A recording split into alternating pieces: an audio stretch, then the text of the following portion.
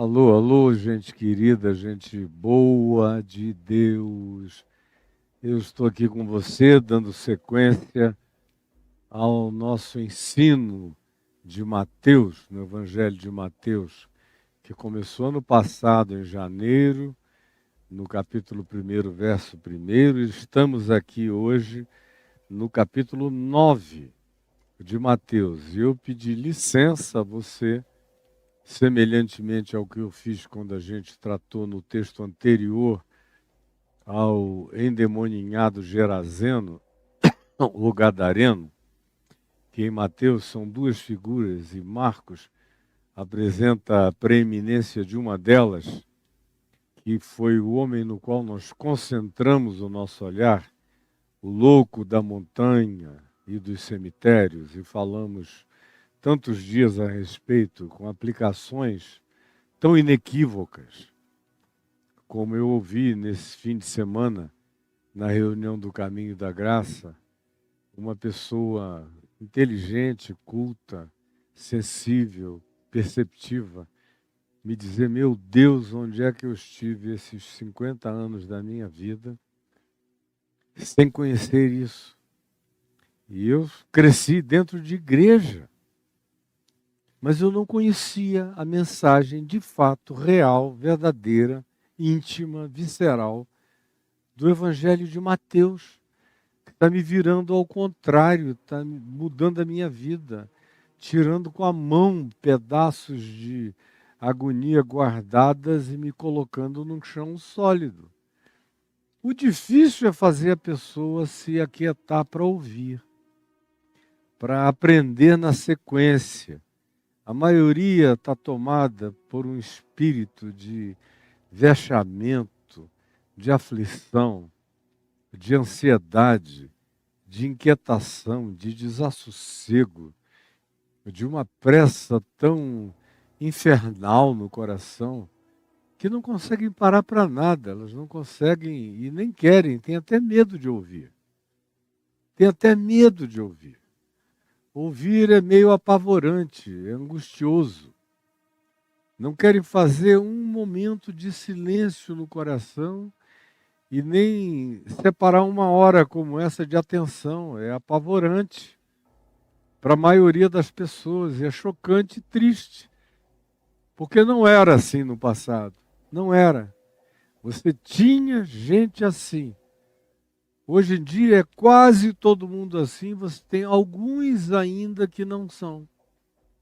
Mas houve uma inversão, uma manifestação bipolar da atitude mental, cognitiva, emocional das pessoas, que trabalha completamente contra a absorção da pedagogia mais simples do Evangelho, atingindo a mente e o coração. E hoje eu prossigo ainda no capítulo 9 de Mateus. Eu pedi licença para ir para Marcos 2, de 1 a 12, que é sinótico, que é paralelo a esse texto aqui, e eu fiquei com você em Marcos 12. Lembra? Falando da última vez, eu falei sobre perdão e doença psicossomática. Perdão e aquilo que, pela culpa, pela angústia, pela não solução mental, existencial, espiritual, psicológica, a gente acumula contra nós mesmos no coração, no curso dos anos, camadas e camadas culposas não tratadas e não resolvidas, e que podem gerar uma quantidade brutal de consequências, de somatizações, de transtornos psíquicos que ganham os seus contornos, as suas manifestações, as suas implicações no soma, na carne. E eu falei que isso pode atingir todas as camadas da gente, depende da sensibilidade particular de cada pessoa. No caso aqui desse homem de Mateus 9 ou de Marcos 2, que mesmo indivíduo, lá eu dei ênfase por causa da fé dos amigos, que foram eles os grandes protagonistas da cura do indivíduo. Lembram-se disso, não é? Está tudo gravado aí, disponibilizado, não tem desculpa. Não, nem me pergunte, Caio, do que é que você está falando, porque eu vou dizer, vá lá ver. Porque eu não vou repetir. Tem muita gente séria andando aqui comigo sem perder nada. Você chegou, caiu de paraquedas, vá se atualizar. E aqui eu volto para Mateus, no mesmo texto, porque a gente praticamente concluiu, e eu falando sobre o perdão e a cura da doença psicossomática, e como a maior parte das nossas doenças e enfermidades tem natureza psicossomática, ou no mínimo, uma influência brutal da nossa psique, fazendo transtornos variados. E eu dei exemplos que foram da pele, da alergia, falei de mim mesmo, a outros tipos de manifestação e de psicossomatização. Por último, eu contei aquela história do homem que tinha matado o genro e tomado de culpa que se acumulou sobre ele, ficou anos sem conseguir falar. E até o rosto mudou, a estrutura facial, a perda da musculatura facial pela ausência de fala, de comunicação, anos e anos a fio, como ele engilhou, se encaramujou completamente, se fechou, já não tinha mais nem condição de abrir e fechar a boca direito, nem para comer. E quem quiser saber como foi que aconteceu, vá lá e veja, está tudo aí no YouTube, gravado, disponibilizado para você. E eu não termino e não deixo que fique ali onde eu já falei tanta coisa, porque eu tenho mais 2 ou 3 realidades associadas a esse episódio, a essa narrativa do Evangelho, aqui Mateus 9, Marcos 2, ou Lucas 5, sobre o mesmo paralítico de Cafarnaum, e esse que tinha amigos extraordinários, e que fazia parte de uma igreja de 3, 4, 5 amigos, que tinham fé e que abriram uma abertura e colocaram-no na frente de Jesus. E eu lhes falei sobre o significado de ser igreja a partir de um movimento de fé coletiva, harmônica, individual, congregacional, dessa fraternidade poderosa que se manifestou em favor desse homem. E quem quiser saber mais disso, tem falas inteiras de mais de 1 hora sobre esses aspectos todos, aqui no YouTube também à sua disposição. E eu só não concluí na sexta-feira passada, porque havia mais 2 outros ou 3 outros aspectos que eu quero abordar com você no dia de hoje, para a gente fechar essa narrativa. A saber, quem perdoa os seus pecados? Porque aqui, esse homem é colocado diante de Jesus para ser curado. Curado. Era o que os amigos dele podiam ver, perceber, discernir, enxergar naquele horizonte imediato de tempo, naquele cenário que estava ao alcance da vista deles. Eles que eram amigos do homem que ficara paralítico se tornaram totalmente enquirquilhado e fechado e encaramujado. Conseguiu enxergar, era a paralisia total do homem.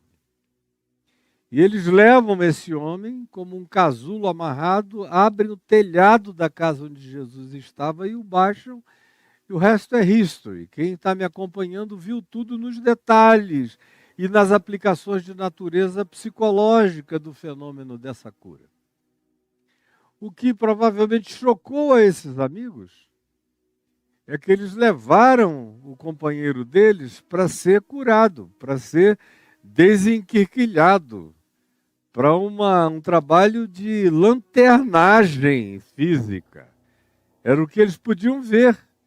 Jesus pode devolvê-lo à normalidade dos movimentos, da mobilidade, do entrar e do sair na vida, com toda a autonomia. Era o que eles conseguiam divisar.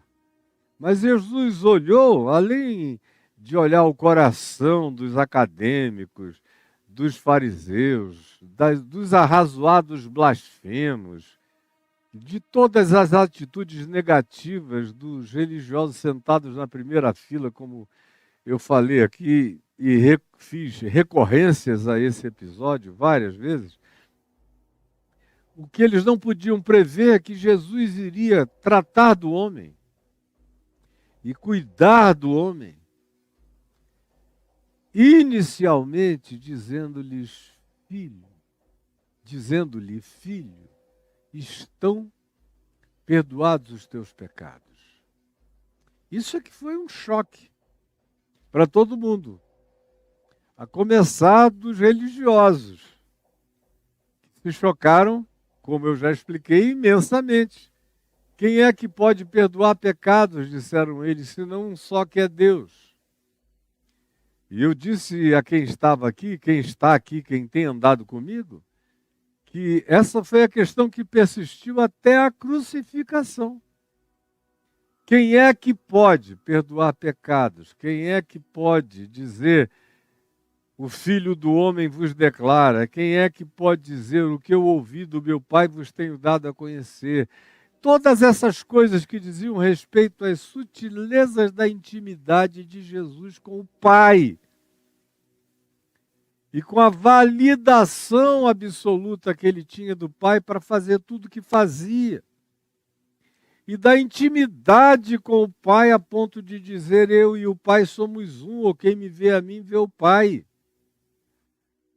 As acusações que pairaram sobre ele até o fim, e que acabaram por criar a reunião mórbida, horrorosa, que patrocinou, validou, aplaudiu, instigou e determinou a crucificação, foram todas baseadas nesse tipo de questão.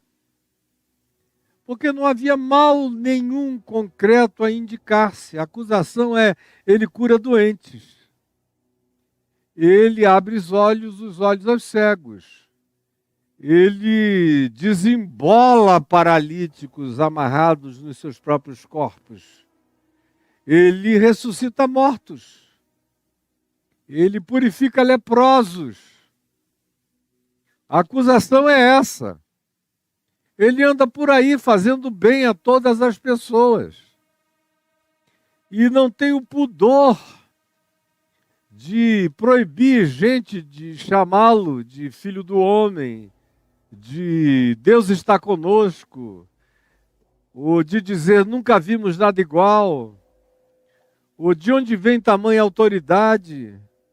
Não será porventura esse o Messias aguardado? As acusações são todas em relação ao que Jesus sutilmente dizia de si, ou não refratava, não se mostrava refratário quando alguns beneficiados, ou milhares beneficiados pela sua graça de cura, de toques maravilhosos, de palavra de libertação, de perdão e de graça, reagiam a ele com adoração tomada de estupefação.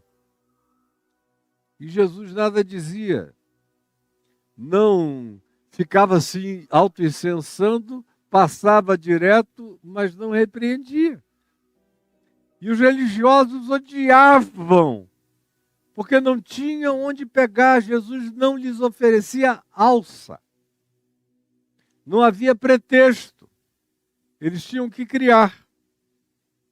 E agora aqui é mais um caso desses, aonde se Jesus tivesse simplesmente curado o homem, já seria um escândalo. Mesmo que aquele dia não fosse sábado. Porque se fosse em dia de sábado, aquele culto adventista ao sábado dos judeus, dos quais os adventistas do sétimo dia são herdeiros até o dia de hoje, esse culto a um dia cerimonial, onde não se pode fazer nada, nem curar os doentes. Mas nem dia de sábado era um dia qualquer. Mas ainda assim eles teriam ficado escandalizados, teriam arranjado um outro motivo, nem que fosse o destelhamento da casa. Como é que esse cara permite destelhar em uma casa assim, sem mais nem menos? Eles iam arranjar qualquer coisa, como eles sempre arranjam qualquer pretexto, para lutarem contra a graça de Deus, para lutarem contra a manifestação do amor de Deus, para pecarem contra as ações mais sutis, sublimes, suaves, gentis, maravilhosas, graciosas do Espírito de Deus, fazendo bem aos seres humanos. Se Deus não lhes pede permissão para realizar o bem, se não pede validação para curar, se não pergunta se é o dia certo para realizar, se não toma a bênção da religião instituída para operar, na mesma hora, mesmo que seja Deus, em Cristo Jesus, se torna inimigo da estrutura religiosa inteira. E eles passam a odiá-lo. Como se diz no profeta Isaías, repetido também por Paulo, odiaram-me sem motivo. Como diz também nos Salmos, odiaram-me sem motivo. Sem motivo nenhum, não precisa ter motivo. Tanto mais quanto se faça o bem, mais você corre o risco de ser odiado pelo ciúme, pelo ódio, pela disputa, pela mesquinharia do espírito religioso mais diabolicamente vestido de piedade que se possa conceber. E aqui, quando Jesus diz, estão perdoados os teus pecados, note bem que no Evangelho de Mateus tem um aspecto sutil, leve. No verso 2, que não aparece em Marcos, no capítulo 2, mas tem em Mateus 9, quando Jesus, olhando para o homem que foi colocado bem diante dele, disse, tem bom ânimo. Tem bom ânimo. Bom ânimo é absolutamente fundamental para quem quer receber qualquer coisa da parte de Deus. Só não se pede bom ânimo de Lázaro, que estava morto há 4 dias. Não se diz ao filho morto, o filho primogênito ou unigênito da viúva de Naim, que estava morto. Tem bom ânimo, filho, ressuscita de entre os mortos. Não, ele está morto. Não se diz à filha de Jairo, que estava morta. Era o chefe da sinagoga aqui de Cafarnaum. Tem bom ânimo, Talita, tem bom ânimo, cume, levanta. Não, ela estava morta. Agora, para quem está vivo, não raramente Jesus diz, tem bom ânimo. E tanto mais quanto a pessoa esteja viva, mais ainda Jesus diz, tem bom ânimo. De modo que gente viva, preste atenção.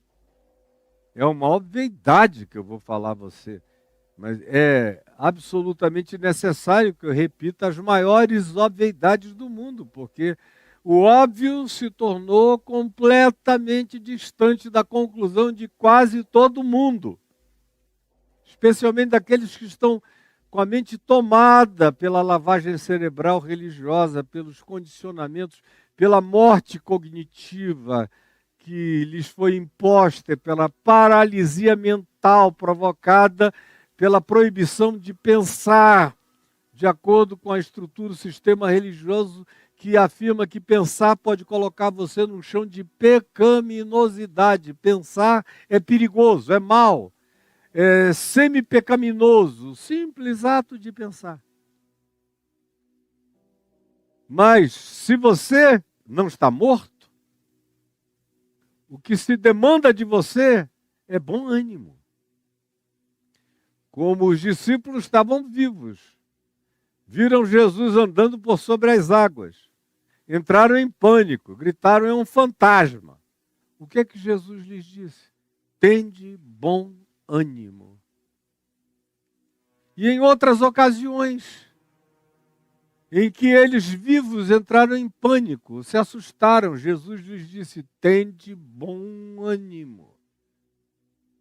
Quando ele encontra alguns doentes, não é incomum que antes de curá-los e de estimular neles aquela fé que se apropria, aquela fé que pega, que toma posse do benefício, porque a fé é como uma mão no mundo espiritual. A minha mão física está para o meu corpo, assim como a minha fé está para a dimensão espiritual apropriativa da minha existência. Sem fé é impossível se apropriar de nada que venha de Deus. Nada. Tem bom ânimo. É como ele estimula o início da fé. Porque bom ânimo é um fenômeno humano que precede a fé. Eu conheço uma quantidade grande, viu? Eu conheço uma quantidade grande de pessoas que não tinham necessariamente ainda fé estabelecida no coração, ou pelo menos consciente, ou alguma lucidez de fé, ou alguma certeza de fé. Mas para quem você se aproxima estimulando o bom ânimo. E quantas vezes eu já fiz isso? Antes de começar a construir, a colocar as bases, a pedra fundamental, os alicerces, antes de começar a erguer a estrutura da fé consciente, baseada nos fatos invisíveis da fé, que vão construindo de maneira invisível o edifício sólido da fé no coração. Quantas vezes eu iniciei provocando o fenômeno humano mais possível de ser provocado? O bom ânimo. Porque às vezes a pessoa não desenvolveu fé, mas bom ânimo, todo mundo pode ter o braseiro do bom ânimo aceso. Todo mundo pode ser estimulado a essa pré-fé que vem de um determinado pendor de humor. Porque ânimo também está vinculado, a palavra grega está vinculada àquilo que decorre de entusiasmo, que é uma alegria, a possibilidade de Deus morar em mim. É de onde vem a expressão entusiasmo. É essa pulsão, é essa eclosão, é esse geyser original que sopra essa alegria de que Deus está em mim, ou pode estar em mim. É uma alegria divina, que pré-existe no coração de todos os seres humanos, e o bom ânimo decorre daí. Entusiasmo e bom ânimo, assim como entusiasmo e bom humor, assim como o entusiasmo e o bom pendor de ânimo, de humor, de humoração na direção do positivo na vida, é algo que se pode estimular no coração das pessoas. E que Jesus com frequência faz. Com regularidade ele faz isso. Tem bom ânimo. Tem bom ânimo. Porque é impossível ajudar uma pessoa que boicota tudo que você tem a dizer. Se você chegou aqui, está aqui comigo, e tem centenas e centenas aqui comigo agora, e tudo que eu diga não se faça acompanhar de um mínimo de alegria, de um mínimo de entusiasmo, de uma alegria que diz: tem um abano de Deus abanando o meu interior. Tem uma euforia divina começando a brotar dentro de mim. Tem um ânimo, tem um poder, tem uma capacidade, de onde vem a palavra ânimo, ânimos no grego, dessa disposição de ação, de agir, de determinação, de força, de energia, de inclinação produtiva, criativa, confiante, que dá passos, que enxerga e diz: deixa eu ver, é possível. Se não houver minimamente isso em você, não há nada que por você se possa fazer, nada. Eu conheço e conheci, tenho conhecido no curso da existência, milhares de pessoas para as quais você se aproxima com o recurso na mão, a fé está disponível, basta a pessoa patolar. Que é uma linguagem lá do jiu-jitsu, você patola, pá! Dá aquela patolada de fé e tudo começa a se abrir. Mas você vem e o cara não quer patolar. Não quer gudunhar-se, é outra expressão do jiu-jitsu. Não quer agarrar mesmo, gudunhar com a fé, a promessa. Você propõe, ela não, ela é como alguém que vai treinar e não fecha a mão, não pega em ninguém. Não, você ensina, o cara não pratica nada. Não tem jeito de que qualquer coisa possa dar resultado na vida de quem não tem bom ânimo, de quem não tem bom humor, de quem não tem um entusiasmo mínimo.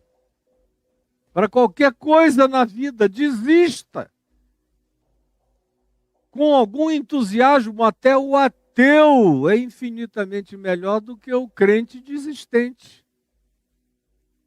O agnóstico que tem bom ânimo está anos-luz na frente de levar vantagem na vida do que qualquer um que diga que tem fé, mas não tem bom ânimo, não tem bom humor de resposta à vida, não tem entusiasmo essencial para viver. Então preste atenção no que eu estou lhe dizendo. A fé é assim como a minha mão está para o meu corpo em relação a me apropriar das coisas, assim também a fé está para o meu espírito, como se fosse uma mão que se apropria da palavra e da promessa do Evangelho, da palavra e da promessa de Deus para mim. E se eu não tiver esse bom ânimo, eu não desenvolverei nenhum tipo de fé dentro de mim. Nenhum tipo. Ainda mais aquela fé que espera contra a própria esperança. É uma fé que já viveu de bom ânimo dezenas de vezes e que ganhou uma consistência para além do bom ânimo, contra o bom ânimo. Mas é a partir do bom ânimo que a fé começa a engatinhar existencial e psicologicamente dentro da gente. E esse bom ânimo produz algum entusiasmo. E esse entusiasmo abre as aberturas, as janelas da fé, como foi aqui no caso narrativo desse episódio, que nós vimos tratando desde o início da semana passada. Jesus diz: tem bom ânimo. Porque se você não estiver me ouvindo aqui agora, me assistindo, nessa reincidência do Evangelho, 2000 anos depois, eu estou trazendo você para dentro do Evangelho. Estou construindo em nome de Jesus, na força do Espírito Santo, um cenário de 3D para você entrar nessa ambiência em seu favor, com bom ânimo, para tomar posse pela fé, para receber o que você nem imaginava que aconteceria do jeito que aconteceu, como aconteceu. Mas na sequência desse bom ânimo, meu filho tem bom ânimo. E ele precisava de bom ânimo porque o que Jesus iria dizer a ele na sequência, a pessoa tem que ter muito bom ânimo para se apropriar, para tomar posse. Tem bom ânimo. E o que Jesus diz? Estão perdoados os teus pecados. Sem bom ânimo, nem poder ou disposição ou inclinação para tomar posse do perdão dos meus pecados, eu serei habitado para receber essa solução definitiva que desamarra todas as amarras, porque literalmente esse é um indivíduo que chega aqui amarrado. Ele era amarrado em si mesmo, como todo paralítico, que pela paralisia e por anos e anos de atrofia vai se voltando sobre si mesmo, as musculaturas todas se paralisam e vai se fechando, o indivíduo vai virando um ser completamente amorfo, tanto mais quanto os anos progridam na miséria da paralisia dele, como tudo mais nele junta, as estruturas, tudo mais vai entrando em processo de atrofia. Os ossos vão ficando porosos, tudo nele, ele perde todo o poder de se abrir, ele fica amarrado nele mesmo, como era o caso do homem. Em segundo lugar, ele estava amarrado à cama, porque os amigos fizeram um casulo, enrolaram e o amarraram para poder colocá-lo sobre o telhado e descê-lo no ponto em que Jesus estava. Ele está todo amarrado. E Jesus olha para ele e a primeira ação de Jesus não é tirar os laços, não é tirá-lo do casulo, porque Jesus sabe que as amarras com as quais ele foi preso para ser descido ali eram apenas elementos de ajuda para a cura dele. O casulo de pano dentro do qual ele estava para ser baixado ali era para a segurança dele. Mas o problema dele não era esse, o problema dele era na mente. A paralisia dele não era muscular. Ele não sofria literalmente, genuinamente, de alguma coisa que pudesse originalmente ter sido detectada como um mal muscular ou viral que tivesse produzido aquilo tudo, ou bacteriano, ou de qualquer outra natureza, ou qualquer que tenha sido a doença ou a enfermidade autoimune que tivesse eventualmente provocado aquilo. Não, o problema do homem era mental, era espiritual, era psíquico, era culpa. Culpa. E culpa é o que mais nos adoece. Os escritórios, as clínicas de psicoterapia, ou as clínicas psiquiátricas, ou as clínicas de internação, como hoje, por exemplo, quando acabar aqui eu vou para uma clínica de pessoas que não estão em condições de viverem no convívio social cotidiano porque podem se fazer mal. E no caso eu estou indo visitar uma pessoa que tentou tirar a própria vida e a família, obviamente, entrou em pânico. É uma situação gravíssima. E eu vou lá ajudá-lo. Eu vou injetar bom ânimo. E vou dizer a ele: filho, estão perdoados os teus pecados. Porque ele tentou tirar a própria vida em razão de culpa. Culpa, fracasso, desistência de si mesmo. Eu não consigo ser como os outros. Eu não consigo andar como os outros, caminhar como os outros, me desenvolver como os outros. Tudo na minha vida vai dando errado porque eu vou tropeçando em mim mesmo. Chega a um ponto em que o indivíduo desiste de si próprio. e desiste da própria vida. E começa a pensar em tirar a vida. Tem outros que não tentam suicídio, eles só desistem da vida. Eles matam todo o bom ânimo dentro deles, de modo que quando Jesus diz tem bom ânimo, ele bota o primeiro fundamento existencial que tinha morrido naquele indivíduo. Ele ficara no estado em que ficara de paralisia crônica, porque todo bom ânimo tinha morrido dentro dele, e ele olhava para si e dizia: eu não presto para nada senão para desaparecer do buraco negro da minha própria existência. E aí Jesus diz: tem bom ânimo. Estão, não é estarão, podem estar, estão, já está feito, está consumado. Os teus pecados estão perdoados. Jesus não perdoa pecados só na cruz, ele sempre perdoou pecados. Em todos os tempos, sempre foi ele. Nunca foi nada além dele, nem ninguém além dele, sempre foi ele. Ele é que veste Adão. Ele é que cobre os pecados de Abraão. Ele é que cobre os pecados do mundo inteiro. Sempre foi ele. Nunca foi outro. Sempre foi o Cristo eterno, que foi imolado antes da criação de todas as coisas. Antes de dizer haja luz, ele diz: estão perdoados os vossos pecados. Pai, perdoa-lhes, porque eles não sabem, não saberão o que fazem nem o que farão.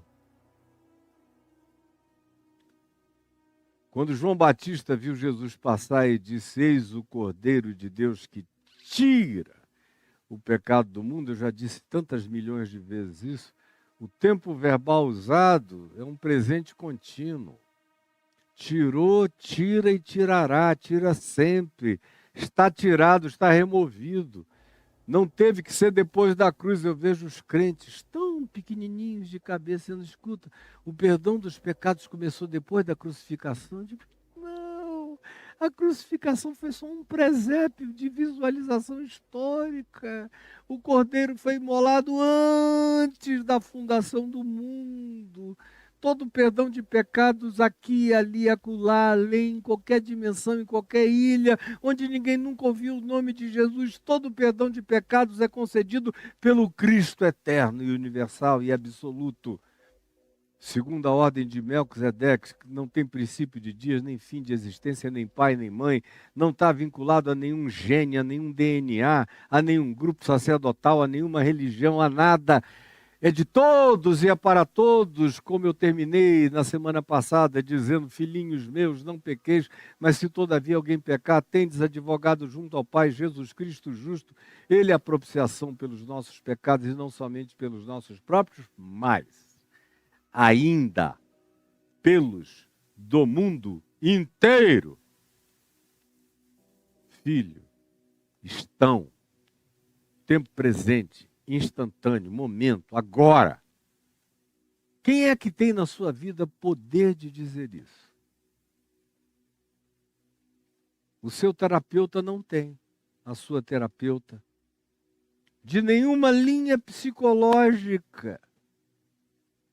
Ele vai ouvir, você pode ter a coragem de desembuchar, de colocar para fora, de vomitar, de manifestar de maneira diarreica todas as angústias intestinas verificáveis no seu ser. E ele vai trabalhar com você, vai ter calma com você, ela vai ser paciente, vai tentar ajudar você a diminuir os agravos pessoais. Frequentemente vai dizer que não foi tanto assim. Vamos acalmar, vamos olhar, vamos colocar cada um nos personagens parentais, nos seus devidos lugares, a sua própria história, vamos dar uma reorganizada. Aí passa 1 ano, 2 anos, 3 anos, 4 anos, 7 anos, 8 anos, 10 anos, 12 anos, 13 anos, e você volta 2 vezes na semana para continuar e continuar. eventualmente com um remedinho a mais para acalmar, mas continuar. Até que eu vejo em alguns casos a velhice chega e o indivíduo para com o processo por causa do cansaço da velhice. Mas na maioria das vezes não foi nenhuma solução de lucidez, consciência nem de posse. Posse, pela fé de que aquilo está feito, acabado, estão perdoados. Acabou. Estão, porque não tem quem perdoe. Como esses religiosos aqui perguntaram, quem pode perdoar pecados? Se não só que é Deus. E onde está Deus para perdoar os pecados aqui? Eventualmente o melhor analista, um Freud, um Jung, não tinham o poder de dizer, filha, filho, estão perdoados os teus pecados, vá em paz. E não precisa voltar mais, porque está tudo resolvido. E o indivíduo se abrir, como literalmente aconteceu com esse indivíduo, ele se abriu para a vida. E tudo nele se revitalizou. Estrutura óssea, muscular, tendões, carne, tudo circulou. O cérebro, as novas sinapses, as novas construções neurais, tudo. Uma ressurreição de eficácia, de efetividade funcional para a mente, para a alma, para a emoção e para o corpo dele. Instantaneamente estiveram, e estavam, e foram, e aconteceu. Estão perdoados. Quem pode perdoar? Se você não tem Deus, se você não tem Cristo, quem pode te tirar disso hoje? Quem pode tirar você disso hoje? Aí onde você está? E eu faço questão de insistir nisso, porque essa é a diferença maior entre o que eu digo, a pregação desse Evangelho de Cristo Jesus que eu trago a você, com toda a pureza e simplicidade do meu coração, todos os dias. Há 50 anos e meio e farei o resto dos anos da minha vida. Sabe por quê? Porque eu vejo a eficácia incomparável. À medida em que eu ia lendo os melhores experts da alma, Freud foi o primeiro que eu comecei a ler, Jung, de quem eu gostei infinitamente mais, Winnicott, uma quantidade enorme de outros que me foram chegando e que eu fui agregando às minhas leituras, ou a multidão dos artigos a respeito, anos e anos e anos de acumulação de leitura e vendo em todos eles o mesmo gap, a mesma impossibilidade e até a mesma proibição sistêmica de que o indivíduo tivesse a coragem de dizer, estão perdoados os teus pecados. Isso é um crime psicoterapêutico. Isso é uma violação psicoterapêutica. Você dizer uma coisa dessa. Ou mais que pessoalmente, como profissional, você crê, mas você não pode externar isso. Há uma proibição ético-regulamentar na prática dessa profissão ou das profissões da alma de que você faça uma declaração dessa natureza. Estão perdoados os teus pecados. Quem perdoa os teus pecados? Porque a maioria absoluta dos problemas, das angústias, das dificuldades, das enfermidades, das insolubilidades, das complexidades, das idiosincrasias, dos complexos insolúveis que você carrega no ser, demandam perdão. Perdão. Perdão maior do que o perdão que o seu pai consiga lhe dar. Tem alguns filhos e filhas que, pelo mero perdão paterno, materno, já são profundamente beneficiados. Mas é tão raro encontrar um pai, uma mãe com essa consciência, com essa lucidez, que diga: filho, você fez todos os males desse mundo contra mim, contra nós, contra a família toda, contra você mesmo, contra o mundo, mas eu te declaro que estão perdoados todos os teus pecados. Isso praticamente não existe. E da parte de um profissional, quem será o profissional? E da parte de Deus, aí você diz, tem um confessionário católico, e você entra lá, mas você sente que tem uma mecânica, que ninguém te olhou nos olhos, que ninguém olhou e te chamou de filho com verdade, sem ser só um tratamento. Ninguém penetrou a tua alma te olhando para dentro e te enxergou e conheceu a tua alma e não te desprezou. E disse, lúcida e conscientemente, conhecendo a tua vida, o teu ser, a tua angústia, a tua culpa, a tua paralisia decorrente da incapacidade de continuar a viver, todo enrolado por uma quantidade imensa, por um novelo de culpabilidades, que você não consegue achar o fio da meada, ficou preso num nó górdio de culpabilidades. E não tem ninguém que chegue e diga, filho, filha, estão perdoados os teus pecados. É aí que mora toda a diferença. É aí que o evangelho que eu prego dá um salto quântico em relação a todas as outras formas de tentativa de ajuda espiritual para as pessoas.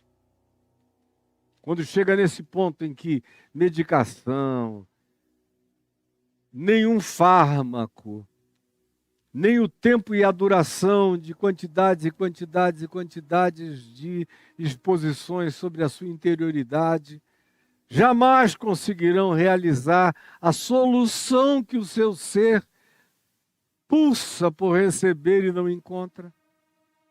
Porque não há quem diga a você, estão perdoados os teus pecados.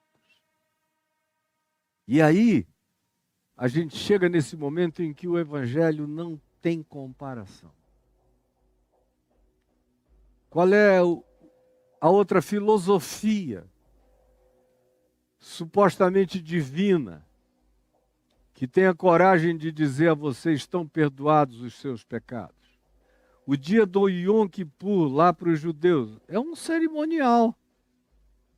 Mas o cara chega naquele dia cheio de culpas, pratica o Yom Kippur e no dia seguinte ele continua culpado, porque ele sabe que de fato os pecados dele não foram cancelados.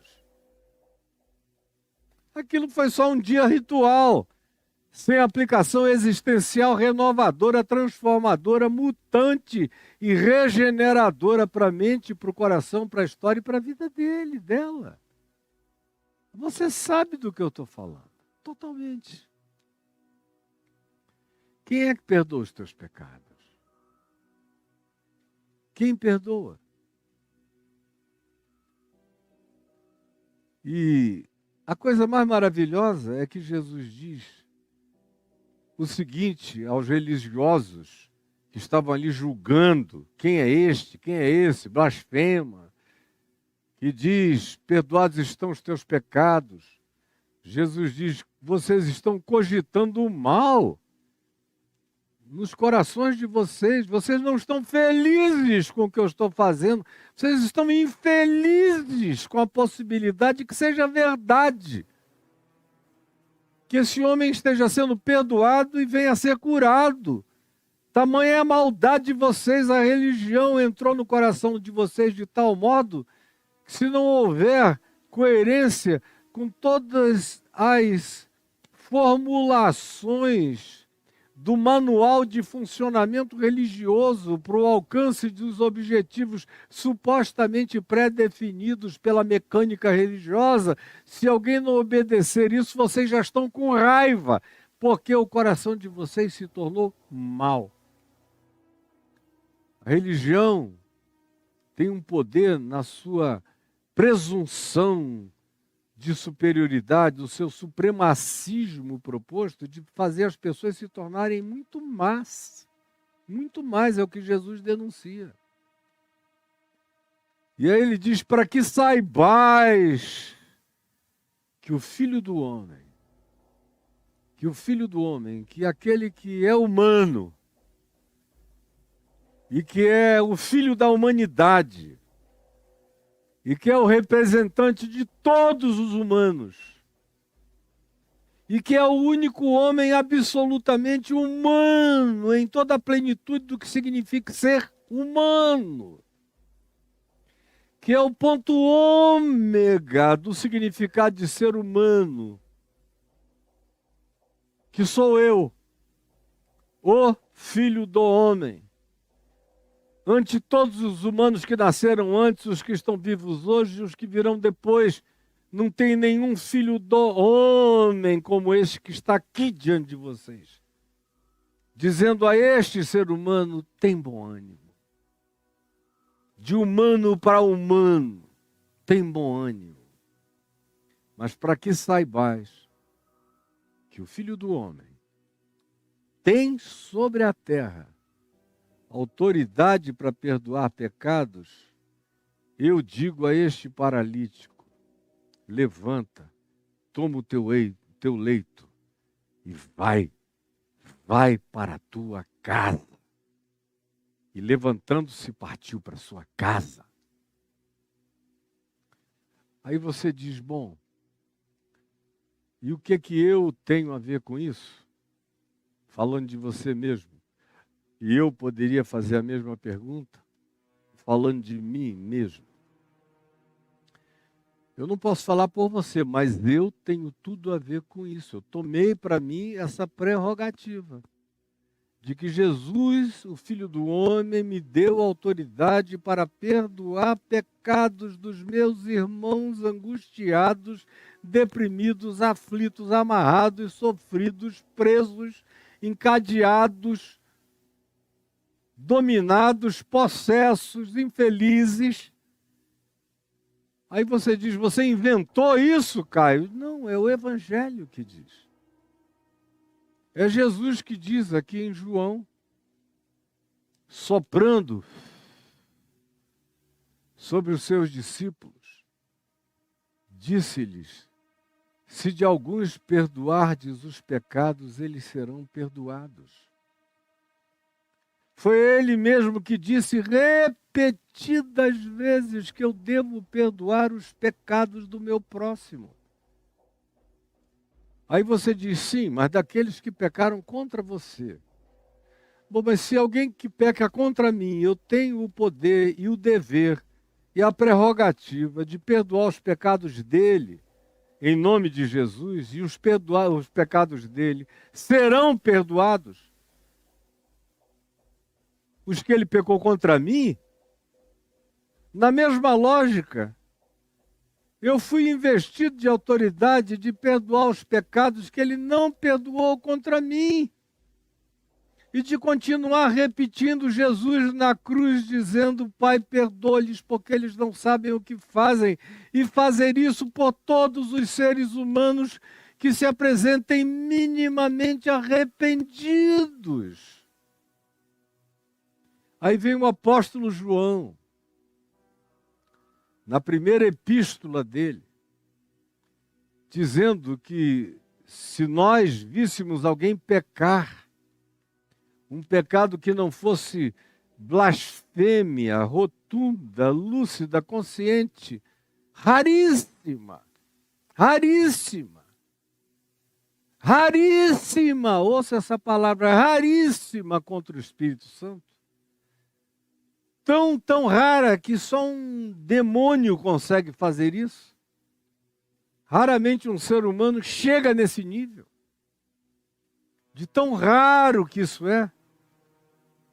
Mas se alguém vir o seu irmão pecar, João diz na primeira epístola dele, não para a morte, não nesse tipo de raridade quase inominável de pecado, e orar por ele, perdoar-lhes os pecados, e seus pecados serão perdoados diante do Pai.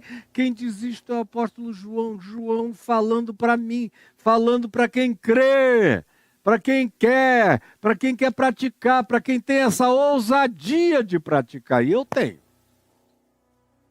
Eu tenho. Teu pastor pode não ter, teu padre tem que ficar escondido atrás do confessionário, mas eu digo no teu olho, como eu tenho dito nos olhos de milhares, filha, filho, estão perdoados os teus pecados. E eu tenho visto o indivíduo se desenquerquilhar na hora. Nascer para a vida. Está vivo? Tem bom ânimo. Eu te digo em nome de Jesus, estão perdoados os teus pecados. Essa é a diferença a princípio. É por isso que, frequentemente, o indivíduo que está há 8, 9, 10, 12 anos buscando ajuda psicológica para lá e para cá e não se resolve nunca, vem, passa um dia, tem 1 hora, 2 horas de conversa, você ouve tudo e com o coração compungido, percebendo a compulsão do dele, do dela, a sensibilidade, a sinceridade, o arrependimento, a dor, a consciência invadindo, tomando conta, dominando, iluminando o indivíduo, e você ora e diz, estão perdoados os teus pecados. E você vê na mesma hora um ser ressuscitar dos mortos.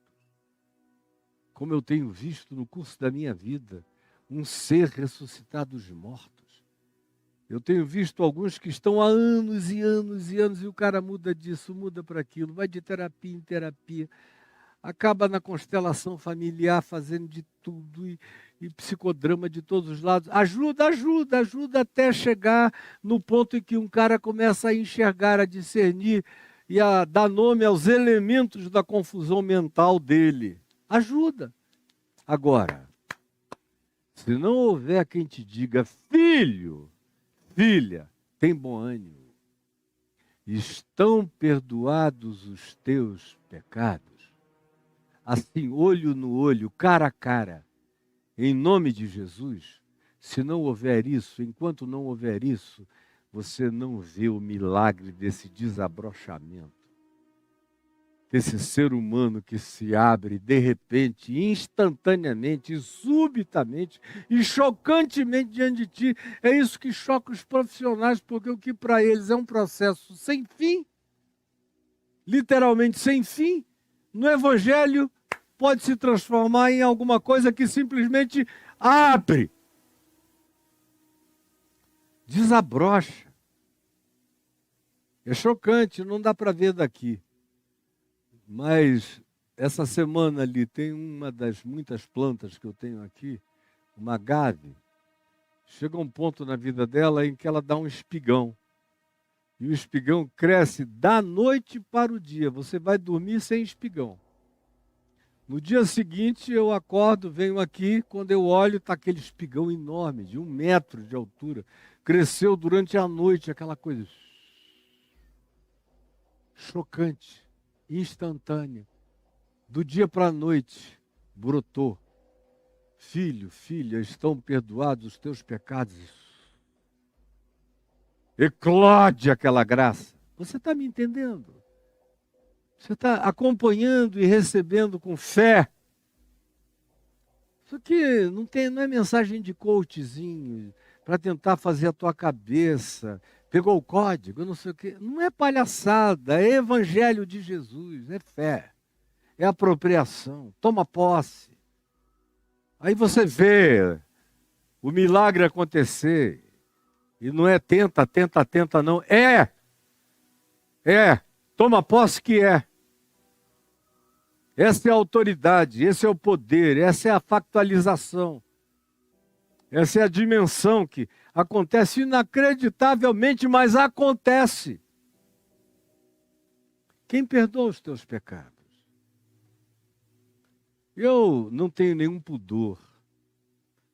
Há anos, desde que eu sou jovem, e criei que o que o apóstolo João estava dizendo estava transferido para mim, o que Jesus tinha dito aos apóstolos estava transferido para mim. Criei no que João disse: se você vir o seu irmão pecar não para a morte, ore por ele, os pecados dele serão perdoados, e Deus lhe concederá a vida. Eu criei. E tenho praticado. E tenho visto milhares serem curados, libertados, soltos, desamarrados, colocados de volta à vida, à funcionalidade da existência. Como hoje à tarde eu verei de novo, em nome de Jesus. Estão perdoados os teus pecados. Quem perdoa os teus pecados? Em nome de Jesus, em nome do Filho do Homem. Não havendo, é uma vida amarrada para sempre. Tem gente que amarra, outros que desamarram, amarram de novo, desamarram, melhora, mas nunca fica curado. A menos que você assuma quem pode perdoar os seus pecados. E aquele que perdoa os meus pecados e perdoa os seus pecados está aí contigo, do teu lado. Não está longe. Fizeram uma abertura e o baixaram na presença de Jesus. Eu fiz essa abertura, a semana passada inteira vem abrindo, destelhando a sua cabeça, o seu mundo, as suas travas e traves psicológicas para abrir, para a luz entrar, para você cair na presença de Jesus. Para esse dia, para essa hora, em que eu te digo em nome de Jesus: filha, filho, tem bom ânimo, estão perdoados os teus pecados. Você pode tomar posse disso agora e receber isso agora.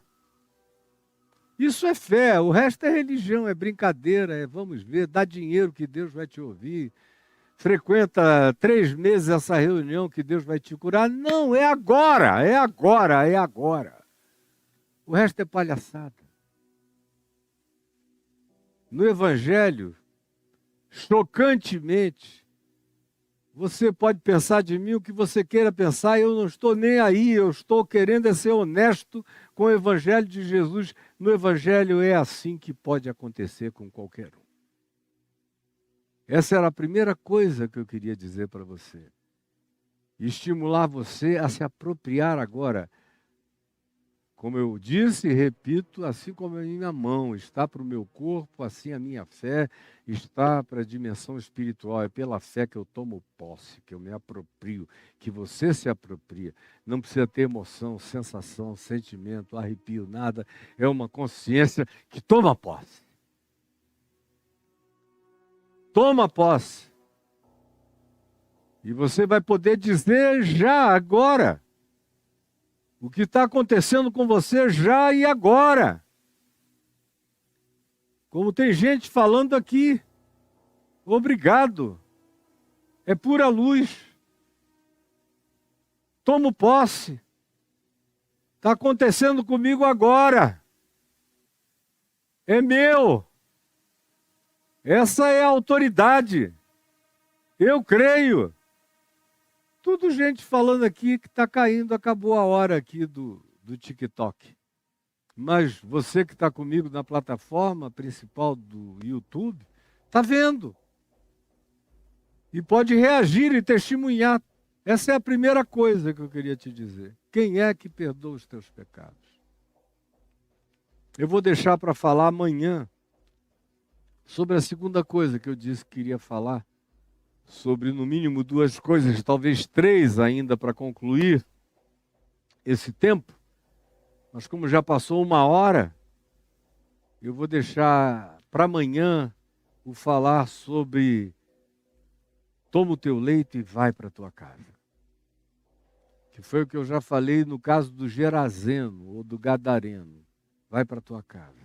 Aqui é a mesma coisa. Jesus veio de lá onde ele mandou um homem ir para casa. E agora ele chega aqui na cidade dele, cura esse homem e diz a mesma coisa: vai para casa. Não é vai para a sinagoga, vai para o templo em Jerusalém, vai para a casa do rabino, vai para... Não. Vai morar com Pedro, com Tiago ou com João. Ou eu vou te apresentar uma crente muito boa que vai ficar contigo para você crescer na fé. Não. Vai para a tua casa, onde você adoeceu, é lá que você vai ficar curado e manifestar sua cura. Amanhã eu vou continuar falando disso. Amanhã, quinta-feira, com a graça de Deus. E eu espero você aqui. Senhor Jesus, eu te peço que essa palavra dita em teu nome, toda da pureza do Evangelho, da simplicidade de Cristo Jesus, desse Evangelho que ressuscitou com Cristo e continua na validade do Cristo vivo e ressuscitado, para ser aplicado e para que se tome posse dele hoje e agora. Faça bem a minha vida que o prego e a vida de todo aquele que se aproprie dele pela fé. É o que eu te imploro agora, em nome de Jesus. Amém.